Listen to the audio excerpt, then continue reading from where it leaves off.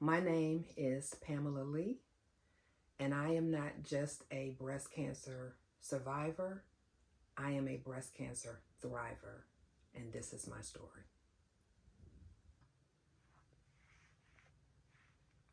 August 2014, I'll never forget it. There is nothing easy about hearing the words, you have cancer. I mean, there is absolutely nothing easy about hearing that. I ended up getting a mammogram because it was time for me to have my annual mammogram. And I will say this, breast cancer runs in my family on my mom's side.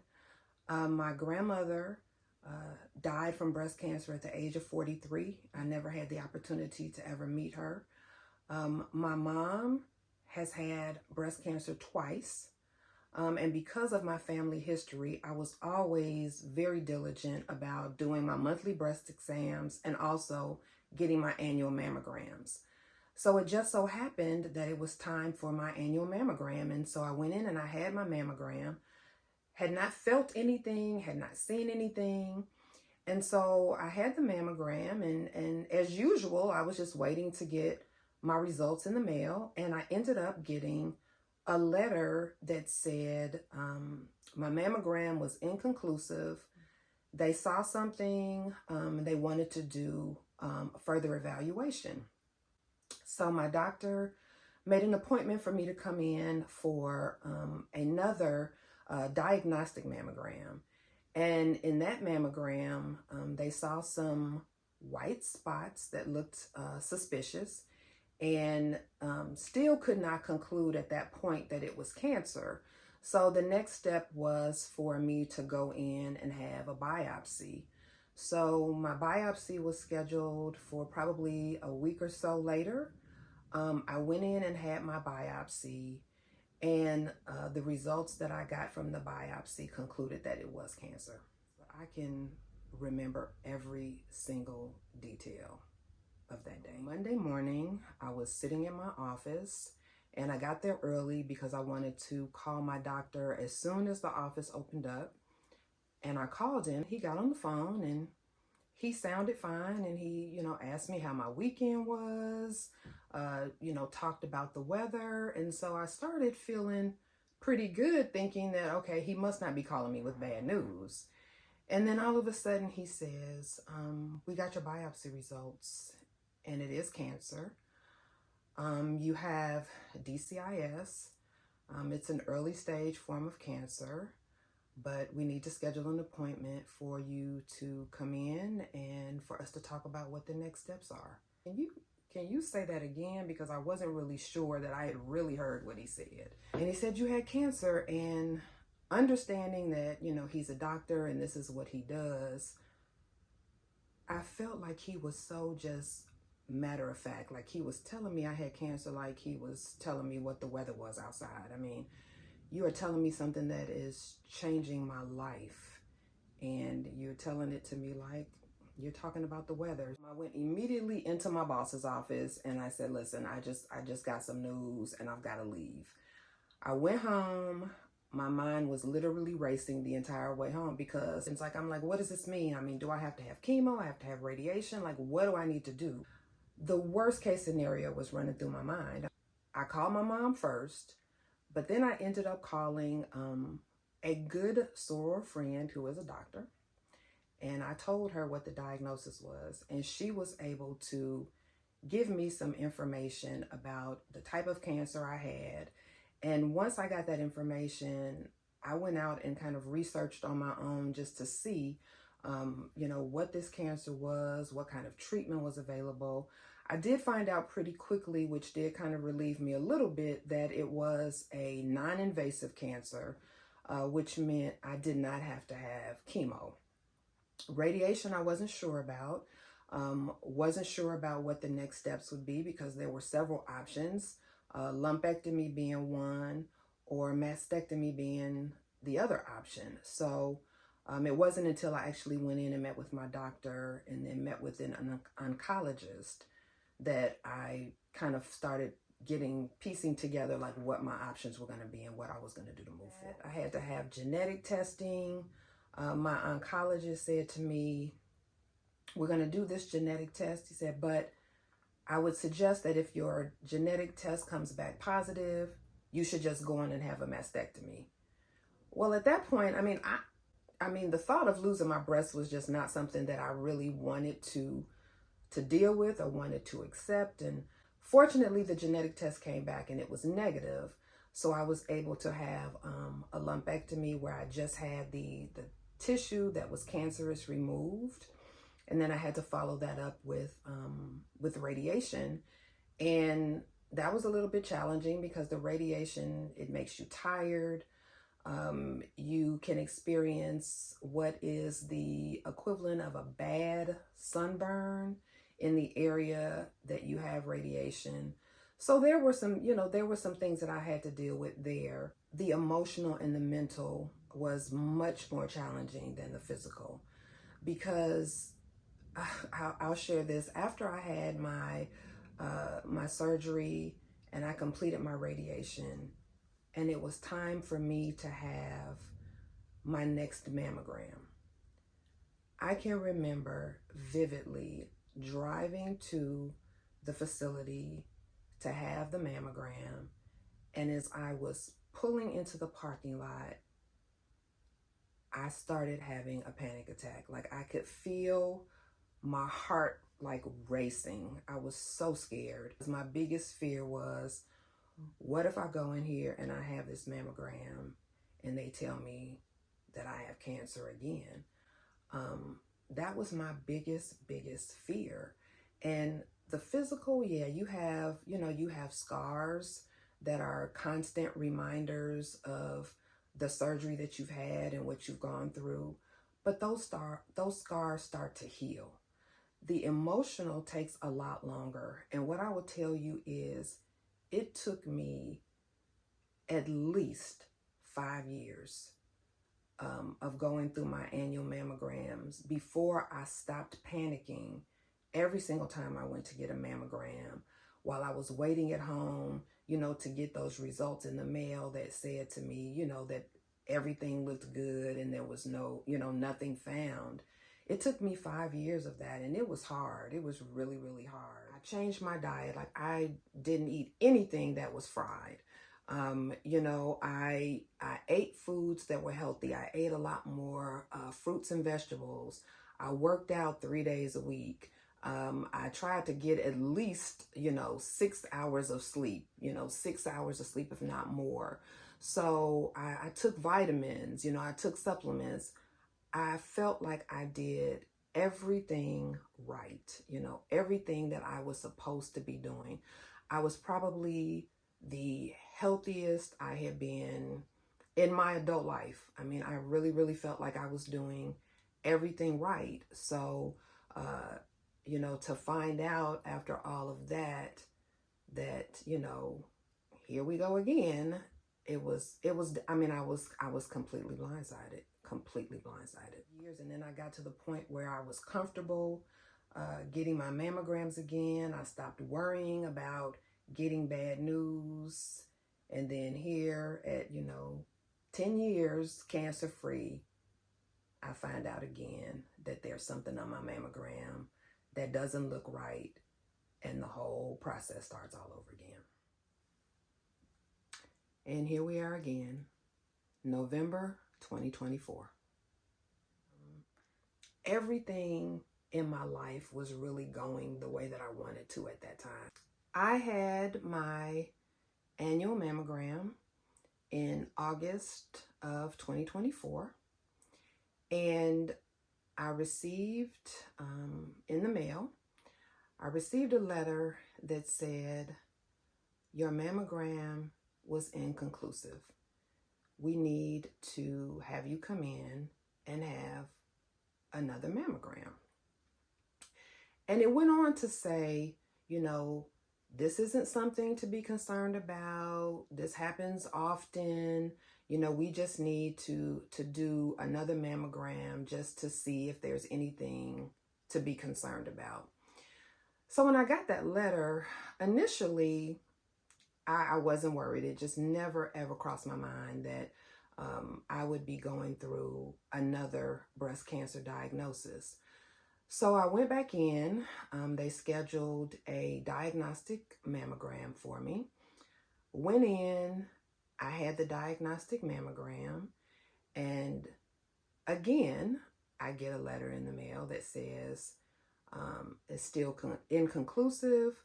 We do see some spots that we want to have biopsied, so we're going to make an appointment for you to go and have a biopsy done. So at this point, I'm starting to get a little bit nervous because this is so reminiscent of what I went through the first time. But my mind is still not letting me go to the possibility that this is going to be breast cancer. I mean, I just feel like they're going to tell me that everything is okay. So I'm not even processing that this is something that I'm going to have to deal with again. So I go in and I have my biopsy. And the technician tells me, that my results will be shared with me when they come back. So I come home and I happen to have my chart, which, anytime you have any type of appointments, you have any kind of test results, you get an email notification as soon as anything is posted to your account. So when I tell you I was watching my email like a hawk, just waiting to see when these biopsy results were going to come back. And I was sitting on my computer because I was working, and an email came up that said, hey, there are some new test results that have been posted for you to my chart. So I immediately get on my chart and I go to these test results, and I am holding my breath as I am opening these test results and I'm reading through them. And lo and behold, it says, we have discovered DCIS, same exact cancer I had the first time, same breast the first time, but this time there are 2 areas of DCIS on my breast that seem to be larger in size. So that's all I see at this point. And immediately I'm thinking, this is a WTF moment. Like, this cannot be real. Because I really felt like I had done everything right. I had done everything that I should have done to keep from getting cancer again. And here we were going through this same scenario again. It was probably another day or so before my doctor actually called me to tell me what the test results were. And at that point, I told my doctor, I said, I already know. I saw the results. I know what's going on. And from there, it was, well, we need to make an appointment for you to come in to figure out what's next. So lo and behold, here we go with round 2. From the moment that I saw that I had DCIS, I went online and started researching.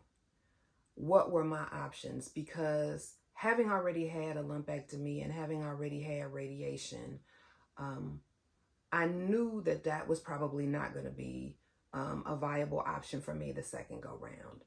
And also because the cancer was in 2 different areas of my breast, even if I had chosen the lumpectomy as an option, I probably would have to some degree been disfigured, because they would have had to take a lot of breast tissue out of my breast at that point.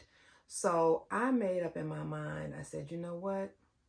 This time I'm going to have a mastectomy, and I knew that pretty early on after I got the diagnosis.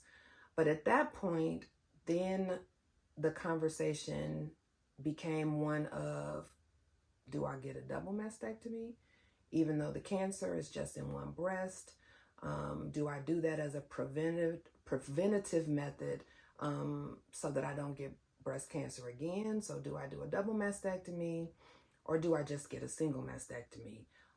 If I do reconstruction, do I want an implant, or do I want something else? So that time between me finding out that I had DCIS and me going in to see my doctor was really about me researching and understanding what I wanted to happen next. Through my research, I decided that I was going to have a mastectomy. I just didn't know yet whether it was going to be a single or double, but I knew that I did not want to have implants. And not to say that there's anything wrong with implants, but just through the research process, I found out about some potential complications with implants down the line that could have potentially caused me to have another future surgery. And I didn't want to set myself up for that. So I found out that there was another type of reconstruction called deep flap reconstruction. Essentially, what deep flap reconstruction is reconstruction where they use your own tissue, typically from your lower abdomen, and they reconstruct your breast with your own tissue. So it looks like and feels more like your own natural breast because it's your own tissue.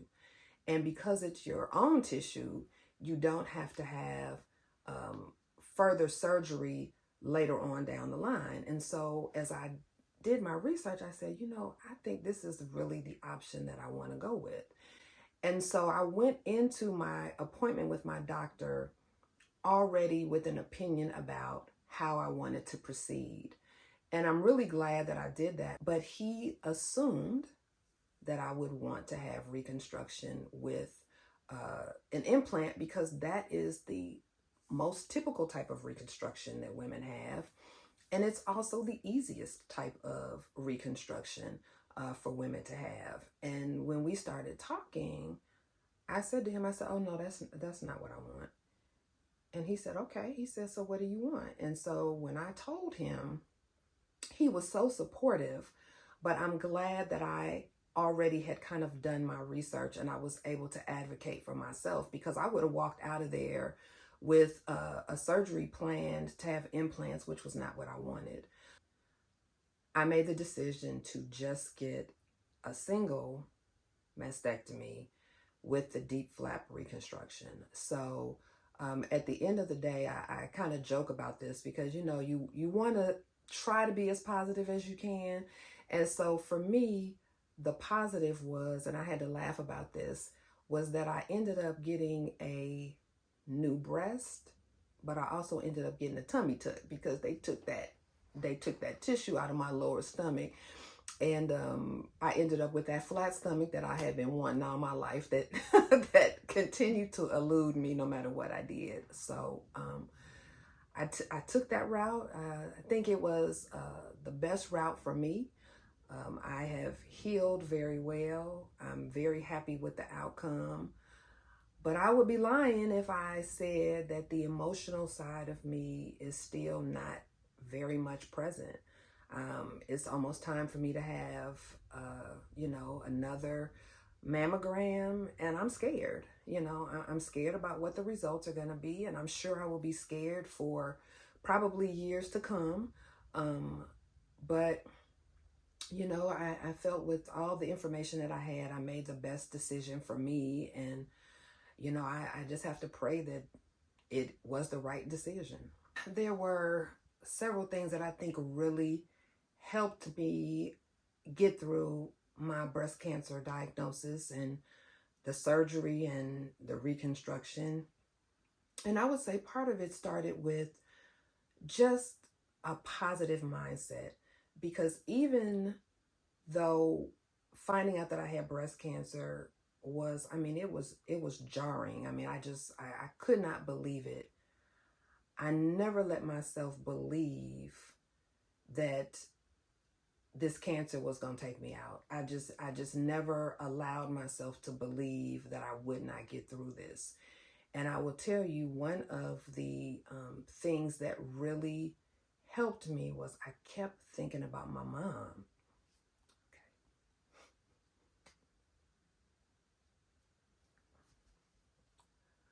I got to see my mom go through her breast cancer treatment, and she was so positive, and she was my role model, just watching her go through that. And seeing her go through that just made me feel like I knew that I could go through it. And I just kept a positive mindset and just would not allow myself to think that something bad was going to happen to me. And it makes me really happy to say that, after 2 breast cancer diagnoses, my mom is 90 years old. She's still here. And so she helped a lot. And then, of course, I had sorors and friends who were just so supportive. And they understood what I needed without me really saying what I needed, When I went through my breast cancer, I don't know why, I was kind of determined that I was going to do this, on my own. And when I found out, especially the second time that I had breast cancer, I really didn't even tell anybody. I mean, I had a handful of people that knew, my family knew, but it was 6 months of me knowing that I had breast cancer and me figuring out on my own, like, what I was going to do before I told anybody. And it's funny because I made the decision to tell the chapter. And it was funny because I had sorors, who didn't know in the chapter, who were like, girl, when are you going to tell sorors that what you are going through? Sorors are going to be mad. Did you know that you did not tell them? Because, sorors will want to be there for you. They would want to help you. And even though I knew that, I think the main reason that I did not say anything initially was because I did not want sorors to see me as this breast cancer patient, like somebody who had breast cancer. And so many times when you hear the word cancer, you're immediately scared. You don't have all the details, so you don't know, what stage this cancer is. Is it curable? Is it not curable? And I think the fact that I had had it before made it even scarier. So I think I kept it to myself because I just did not want anybody to pity me, because that's not how I was looking at myself. Even though I was angry that I was diagnosed a second time, I still tried to see the positive in it. The positive in that it was found early. The prognosis was good. At the end of the day, I might be able to help somebody else with my story. So I try to see the positive in that. But I literally told the chapter, and Sora, Candace, Hull Simon was the president at the time. And she's like, well, when do you want me to tell the chapter? And I said, I literally want the email to go out after I have been wheeled into the operating room and I am in surgery. Like, that's literally when I want the chapter to find out. And it was funny because my surgery was on a Tuesday and the chapter email came out on a Tuesday. And Sora Ayana Card, God bless her, she was the person who took me up to have my surgery. And so I gave her my phone. And so after the surgery, when I was in my room and I was recovering, she brought my phone up to me. And when she brought my phone and I took it, I had like 50 text messages, and most of them were from sorors who were, had seen the email, and they were calling and they were, texting just to see how I was doing and to offer their prayers. And that meant a lot to me. That really meant a lot to me. But I guess I just did not want people to feel sorry for me, because that's not how I felt. I felt positive about it. So I think the support and the love that I got from my family and from sorors and from friends, that helped me a lot. For the most part, I can do everything that I was able to do before my surgery. I don't have any limitations. Those of you that know me and follow me on social media, I love to travel. So my doctor gave me the go ahead to travel. So, I got a trip coming up next month and I'm excited about. So for me, life has gotten back to be as normal as it can possibly be, and I hope that what people see when they see me or they hear my story is they see that early detection saves lives. I would never have found my cancer if it were not for the fact that I was diligent about my annual mammograms, because I didn't feel anything. I mean, even though I was diligent with my monthly self-exams, I didn't feel anything. So it was only because of my mammogram that I found my cancer. So that's the first thing I really want people to understand.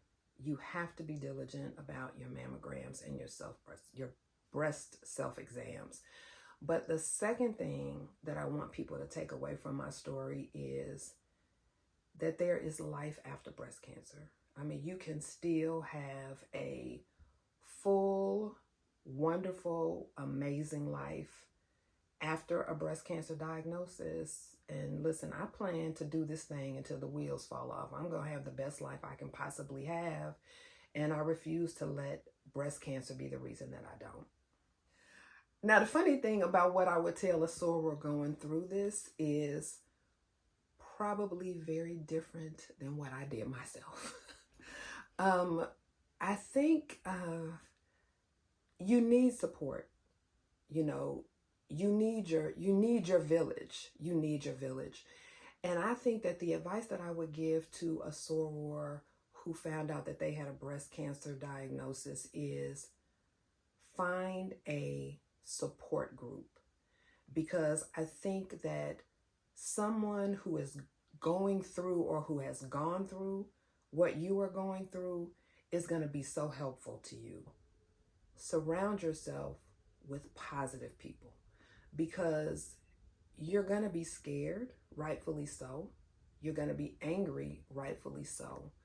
But you need those people that are going to be the support to let you know that it's going to be okay and that they're going to be there for you while you are going through this journey.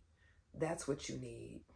And people can be very well-meaning, and I always assumed positive intent from anyone that I spoke to. But the reality is, someone who has never been diagnosed with breast cancer does not know how you feel.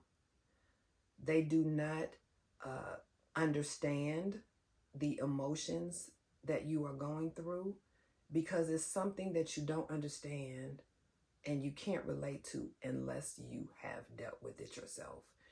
And even with me, you know, I saw my mom go through it, but knowing what to expect or how to feel or how to deal with breast cancer, because I watched someone go through it, was still very different than dealing with it myself.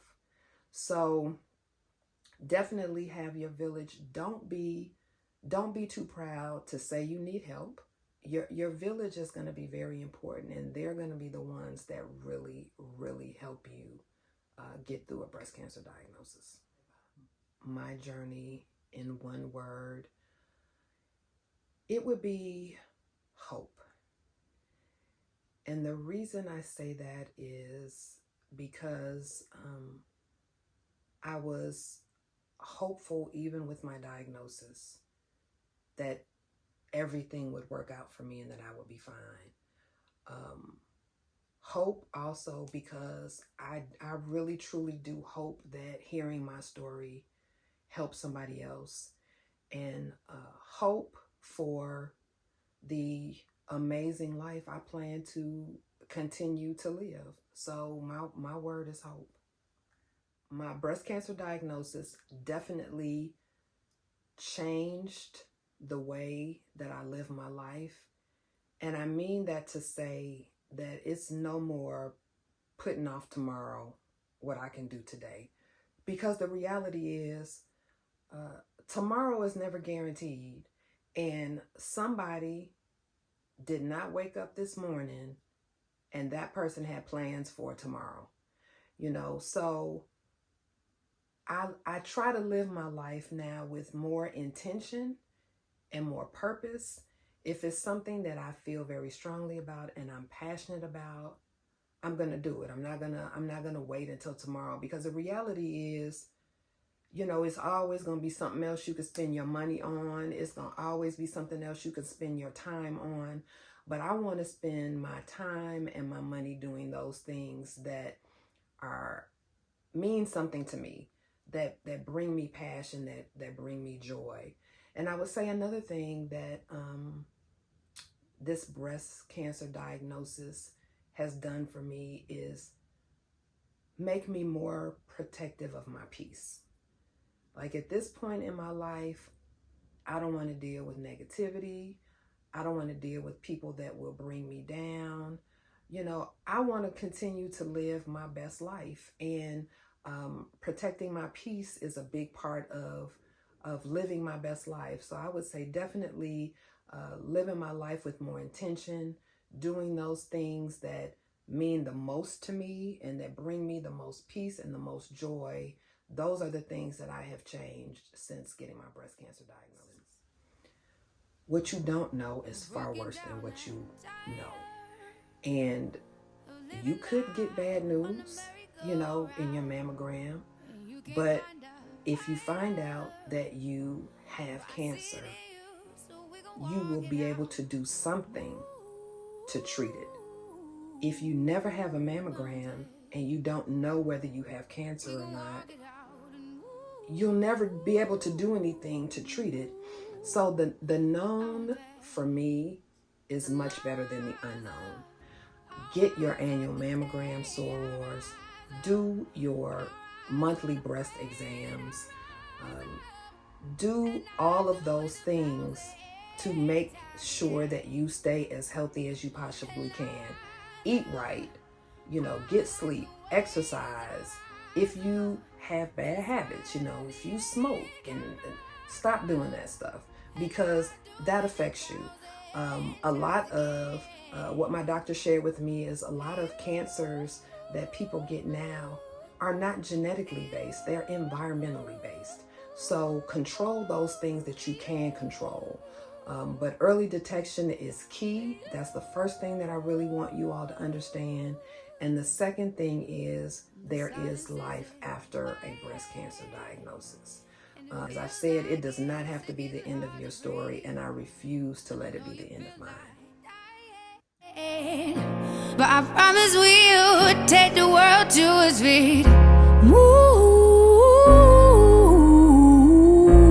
I won't dance. Bring it to its feet.